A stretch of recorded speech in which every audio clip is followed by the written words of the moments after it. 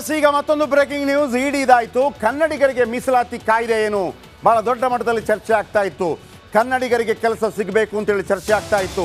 ಈಗ ಅದಕ್ಕೆ ಸರ್ಕಾರ ತಡೆ ನೀಡಿದೆ. ಕನ್ನಡಿಗರಿಗೆ ಮೀಸಲಾತಿ ಕಾಯ್ದೆಗೆ ತಡೆ. ಮೀಸಲಾತಿ ಕಾಯ್ದೆಗೆ ಸರ್ಕಾರದ ತಡೆ. ಇದು ಈ ಕ್ಷಣದ ಅತಿ ದೊಡ್ಡ ಸುದ್ದಿ. ಖಾಸಗಿ ಉದ್ಯಮದಲ್ಲಿ ಸಿ ಮತ್ತು ಡಿ ಗ್ರೂಪ್ ನೌಕರರಿಗೆ 100% ಮತ್ತು 50 ಮತ್ತು 75%, ಆಡಳಿತಾತ್ಮಕ 50%, ಆಡಳಿತಾತ್ಮಕವಲ್ಲದ 75% ಕೊಡಬೇಕು ಅಂತೇಳಿ, ಮೀಸಲಾತಿ ಕೊಡಬೇಕು ಅಂತೇಳಿ ಒಂದು ರೀತಿಯಲ್ಲಿ ಕಾಯ್ದೆ ತರೋದಕ್ಕೆ ಸರ್ಕಾರ ಹೊರಟಿತ್ತು. ಅನೇಕರು ಅದಕ್ಕೆ ವಿರೋಧ ವ್ಯಕ್ತಪಡಿಸಿದರು. ಈ ನಡುವೆ ಅದಕ್ಕೆ ಈಗ ಒಂದು ತಡೆಯನ್ನು ನೀಡಿದೆ ರಾಜ್ಯ ಸರ್ಕಾರ. ವಾಪಸ್ಸಲ್ಲ, ತಡೆ ಅಂತಂದರೆ ವಾಪಸ್ ಬರುತ್ತೆ ಇದು ಕಾಯ್ದೆ. ಕೆಲವು ಸಚಿವರೇ ಅಸಮಾಧಾನ ವ್ಯಕ್ತಪಡಿಸಿದ್ದಾರಂತೆ, ಕಾಂಗ್ರೆಸ್ಸಿಗರೇ. ಹಾಗಾಗಿ ಬಹಳ ನಿರೀಕ್ಷೆ ಇತ್ತು ಕನ್ನಡಿಗರಿಗೆ ಕೆಲಸ ಸಿಗತ್ತೆ ಅಂಥೇಳಿ. ಪ್ರಪ್ರಥಮವಾಗಿ ಕನ್ನಡ ಕಾವಲು ಸಮಿತಿ ಅಧ್ಯಕ್ಷ ಕೆಲಸ ಮಾಡಿದಂಥ ಸಿದ್ದರಾಮಯ್ಯನವರು ಕನ್ನಡಿಗರಿಗಾಗಿ ಇದನ್ನು ಮಾಡೇ ಮಾಡ್ತಾರೆ ಅನ್ನುವಂಥ ವಿಶ್ವಾಸ ಕೂಡ ಅನೇಕರಿಗಿತ್ತು. ಆದರೆ ಇದಕ್ಕೆ ಅಚಾನಕ್ಕಾಗಿ ತಡೆ ಬಿದ್ದಿದೆ.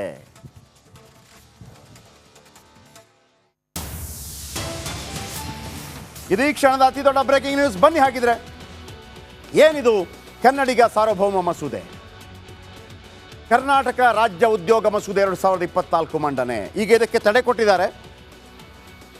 ತಡೆ ಕೊಡೋದಕ್ಕಿಂತ ಮೊದಲು ಮತ್ತು ನಾಳೆ ವಾಪಸ್ ಕೆಲವು ಬದಲಾವಣೆಗಳಾಗಬಹುದು. ವಾಪಸ್ ಪಡೆದಿಲ್ಲ ಇದನ್ನು. ತಡೆ, ಆನ್ ಹೋಲ್ಡ್, ಸ್ವಲ್ಪ ತಡೀರಿ ಅಂತ ಹೇಳಿದ್ದಾರೆ ಅಷ್ಟೇ. ಏನದು? ಹಾಗಿದ್ರೆ ಏನಿದು? ಖಾಸಗಿ ಉದ್ಯಮ ಹಾಗೂ ಕಾರ್ಖಾನೆಗಳು ಇವೆಲ್ಲ ಅನ್ವಯ. ಏನದು?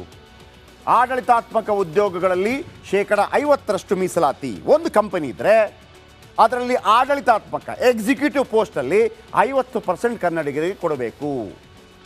ಎ ಮತ್ತು ಬಿ ಗ್ರೂಪ್ನವರಿಗೆ 50% ಮೀಸಲಾತಿ. ಏನಿರುತ್ತದರಲ್ಲಿ? ವ್ಯವಸ್ಥಾಪಕ, ಸೂಪರ್ವೈಸರ್, ಟೆಕ್ನಿಕಲ್ ಹುದ್ದೆಗೆ 50%. ನೀವು ಯಾವುದೇ ಹುದ್ದೆ ಇಷ್ಟು ಕೆಲಸ ಇದೆಯಪ್ಪ, 100 ಜನರಿಗೆ ಕೆಲಸ ಇದೆ ಅಂತಂದರೆ 50 ಜನ ಕನ್ನಡಿಗರಿರಬೇಕು. Executive post. ಇನ್ನು ಆಡಳಿತೇತರ, ಎಕ್ಸಿಕ್ಯೂಟಿವ್ ಪೋಸ್ಟ್ ಅಲ್ಲ, ತೀರ್ಮಾನ ಕೈಗೊಳ್ಳೋರಲ್ಲ, ಆಡಳಿತೇತರ ಹುದ್ದೆಗಳಲ್ಲಿ 75% ಮೀಸಲಾತಿ ಕೊಡಬೇಕು. 100 ಜನ ಬಂದರೆ 75 ಕನ್ನಡಿಗರು. ಇನ್ನು ಸಿ ಮತ್ತು ಡಿ ಗ್ರೂಪ್ನವರಿಗೆ 75% ಮೀಸಲಾತಿ. ಕ್ಲರ್ಕ್, ಕೌಶಲ್ಯರಹಿತ, ಕೌಶಲ್ಯ ಇರಬೇಕು ಅಂತೇನಿಲ್ಲ, ಎಲ್ಲ ಕೆಲಸಗಳು ಬರುತ್ತೆ. ಕೌಶಲ್ಯರಹಿತ, ಅರೆ ಕೌಶಲ್ಯ ಗುತ್ತಿಗೆ ನೌಕರ ವಗೇರೆ ವಗೇರೆ. ಇನ್ನು ನೆಕ್ಸ್ಟ್, ಮೀಸಲಾತಿಗೆ ಯಾರೆಲ್ಲ ಅರ್ಹರು? ಕರ್ನಾಟಕದಲ್ಲಿ ಹುಟ್ಟಿದವರೆಲ್ಲರೂ ಮೀಸಲಾತಿಗೆ ಅರ್ಹರಾಗಿರ್ತಾರೆ. ಕರ್ನಾಟಕದಲ್ಲಿ 15 ವರ್ಷಗಳಿಂದ ವಾಸಿಸ್ತಿರಬೇಕು. ಕನ್ನಡ ಮಾತಾಡಲು, ಓದಲು, ಬರೆಯಲು ಬರಬೇಕು. ಕನ್ನಡ ಭಾಷೆ ಶಾಲಾ ಪ್ರಮಾಣಪತ್ರ ಕಡ್ಡಾಯವಾಗಿ ಬೇಕು. ಇಲ್ಲದಿದ್ದರೆ ಕನ್ನಡ ಪ್ರಾವೀಣ್ಯತೆ ಪರೀಕ್ಷೆಯಲ್ಲಿ ಪಾಸಾಗಬೇಕು. ಹಾಗೂ ನೋಡಲ್ ಏಜೆನ್ಸಿ ನಡೆಸುವ ಪರೀಕ್ಷೆಯಲ್ಲಿ ಪಾಸಾಗಬೇಕು. ಇತ್ಯಾದಿಗಳನ್ನು ಕೊಡಲಾಗಿದೆ. ಸ್ಥಳೀಯ ಅಭ್ಯರ್ಥಿ ಇಲ್ಲದಿದ್ದರೆ ಏನು ಮಾಡಬೇಕು?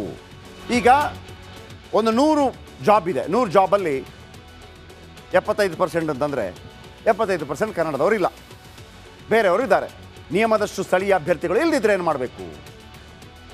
ಕಾಯ್ದೆ ನಿಬಂಧನೆಗಳನ್ನು ಸಡಿಲಿಸಲು ಮನವಿ ಮಾಡಬೇಕು ರಾಜ್ಯ ಸರ್ಕಾರಕ್ಕೆ. ನೋಡಿ, ನಾವು ಮಾಡ್ತಾ ಇದ್ದೀವಿ. ಕಂಪನಿಗಳು ರಾಜ್ಯ ಸರ್ಕಾರಕ್ಕೆ ಅರ್ಜಿ ಸಲ್ಲಿಸಬಹುದು.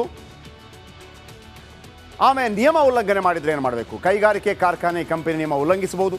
ಸಂಸ್ಥೆ ವ್ಯವಸ್ಥಾಪಕರಿಗೆ 10,000 ರಿಂದ 25,000 ದಂಡ.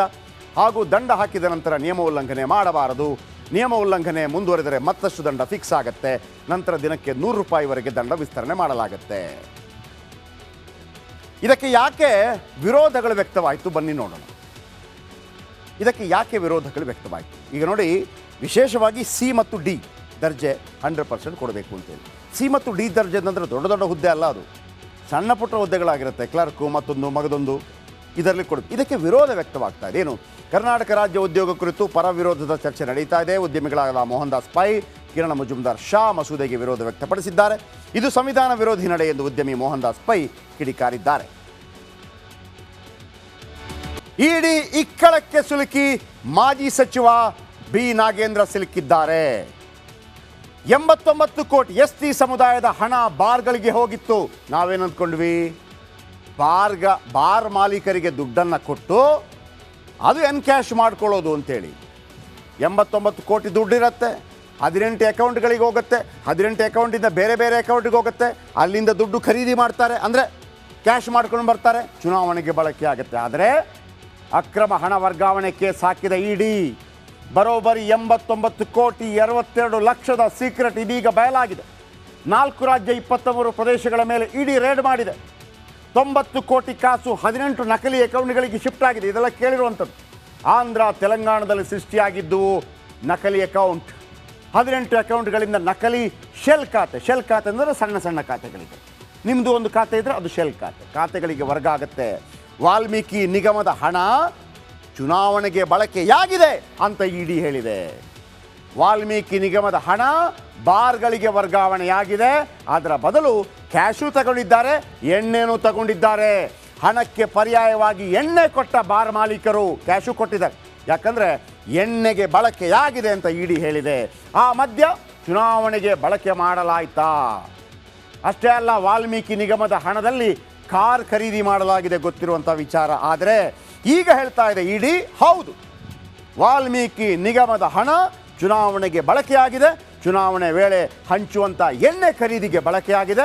ಹಾಗಾಗಿ ಕೆಲವು ಬಾರ್ ಮಾಲೀಕರಿಗೆ ಹಣ ಹೋಗಿದೆ, ಕೆಲವರು ಕ್ಯಾಶ್ ಮಾಡಿಕೊಟ್ಟಿದ್ದಾರೆ ಲಿಕ್ವಿಡ್, ಕೆಲವರು ಎಣ್ಣೆ ಕೊಟ್ಟಿದ್ದಾರೆ. ವಾಲ್ಮೀಕಿ ಹಣದಲ್ಲಿ ಲ್ಯಾಂಬೋರ್ಗಿನಿ ಕೂಡ ಖರೀದಿಯಾಗಿದೆ, ಇದು ಗೊತ್ತಿರುವಂಥದ್ದು. ಸೊ ಹಾಗಾಗಿ ಚುನಾವಣೆಗೆ ವಾಲ್ಮೀಕಿ ಹಣ ಬಳಕೆಯಾಗಿದೆ. ವಾಲ್ಮೀಕಿ ಹಣ ಚುನಾವಣೆಗೆ ಬಳಕೆಯಾಗಿದೆ, ಅದರಲ್ಲಿ ಎರಡು ಮಾತಿಲ್ಲ. ಓಕೆ, ಇನ್ನು ನಾಗೇಂದ್ರ ದದ್ದಲ್ ಮನೆ ಮೇಲೆ ಇಡಿ ರೇಡ್ ಆಗಿತ್ತು. ಇತ್ತೀಚೆಗೆ ರೇಡ್ ವೇಳೆ ಅಪಾರ ಪ್ರಮಾಣದ ಸಾಕ್ಷ್ಯಗಳು ಪತ್ತೆಯಾಗಿತ್ತು.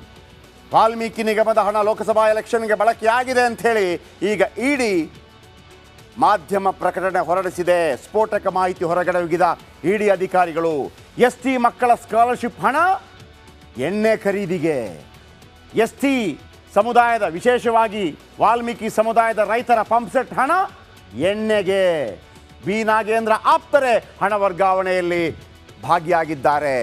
ಬಸನಗೌಡ ದದ್ದಲ್ ಮನೆಯಲ್ಲೂ ಅಕ್ರಮ ಹಣ ಪತ್ತೆಯಾಗಿದೆ.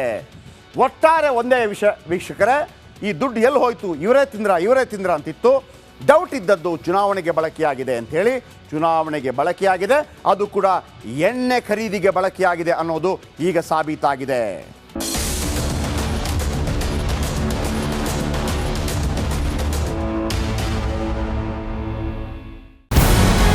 ನಮಸ್ಕಾರ, ಕರ್ನಾಟಕ ಪ್ರೈಮ್ ಟೈಮ್ಗೆ ಸ್ವಾಗತ. ನಾನು ಜಯಪ್ರಕಾಶ್ ಶೆಟ್ಟಿ. ಇಡೀ ಕರ್ನಾಡು ಇವತ್ತು ರೆಬೆಲ್ ಆಗಿ ನಿಂತಿದೆ. ಈ ಹಗರಣಗಳನ್ನು ಸದನದಲ್ಲಿ ಪ್ರಸ್ತಾಪ ಮಾಡಲು ಕೂಡ ಕಾಂಗ್ರೆಸ್ ಹಿಂದೇಟು ಹಾಕಿದ್ದೇಕೆ?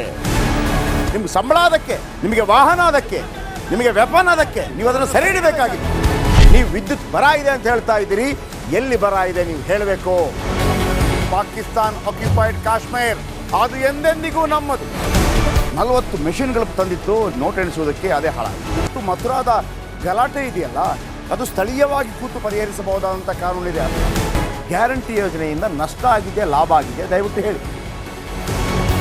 Dawood Ibrahim most wanted criminal ಯಾವಾಗಾದ ಅಂದರೆ ಇಲ್ಲಿ ತನಕ ಭಾರತ ದೇಶದಲ್ಲಿ ಓರ್ವ ದಲಿತ ಪ್ರಧಾನಿಯಾದಂಥ ಇತಿಹಾಸವೇ ಇಲ್ಲ. ರಿಪಬ್ಲಿಕ್ ವರ್ಲ್ಡ್ ಆಪ್ ಇದು ಕೇವಲ ಅಪ್ಲಿಕೇಶನ್ ಅಲ್ಲ, ಸಮಗ್ರ ಸುದ್ದಿಗಳ ಸಂಪರ್ಕ ಮಾರ್ಗಕ್ಕೆ ಕ್ರಾಂತಿಕಾರಿ ಬದಲಾವಣೆ.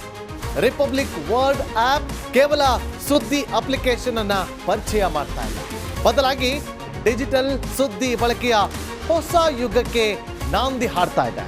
ಇದೊಂದು ಬ್ರೇಕಿಂಗ್ ನ್ಯೂಸ್, ಪ್ರಭಾವಶಾಲಿ ಕಾರ್ಯಕ್ರಮಗಳಿಗೆ ಗಟ್ಟಿಯಾದ ವೇದಿಕೆ. ರಿಪಬ್ಲಿಕ್ ವರ್ಲ್ಡ್ ಅಪ್ಲಿಕೇಶನ್ ಈಗ ಲೈವ್ ಆಗಿದೆ. ಗೂಗಲ್ ಪ್ಲೇ ಸ್ಟೋರ್ ಮತ್ತು ಆಪಲ್ ಆಪ್ ಸ್ಟೋರ್ ಎರಡರಲ್ಲೂ ಲಭ್ಯವಿದೆ. ಈಗಲೇ ಡೌನ್ಲೋಡ್ ಮಾಡಿ.